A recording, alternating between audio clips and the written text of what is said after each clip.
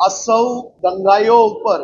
આજે ગોધરાના નાગરિકો માટે સુરક્ષિત રાખેલી જગ્યાઓ જેમના હિતમાં ભવિષ્યમાં સામાજિક પ્રોજેક્ટો માટે હિતમાં રાખેલી હતી એવી જગ્યાઓ ઉપર આ લોકો દ્વારા જે બાંધકામ કરવામાં આવે, એક તરફ સરકારી જગ્યાઓમાં મકાન બનાવવા અને બીજી તરફ દંગાઓ કરવા, આ બેઉ એક સાથે નહીં ચલાવી લેવામાં આવે। કડકમાં કડક પગલા ભર્યા છે અને હજી વધુ કડક પગલા ભરવામાં આવશે। સરકારી જગ્યાઓ પર કોઈ બી પ્રકારના કબજાઓ અને સરકારી જગ્યા પર કબજા કરીને ફરી રાજ્યમાં અશાંતિ ફેલાવવી, રાજ્યના સામાન્ય નાગરિકો ઉપર કોઈ બી પ્રકારનું અડચણ ઊભું કરવું,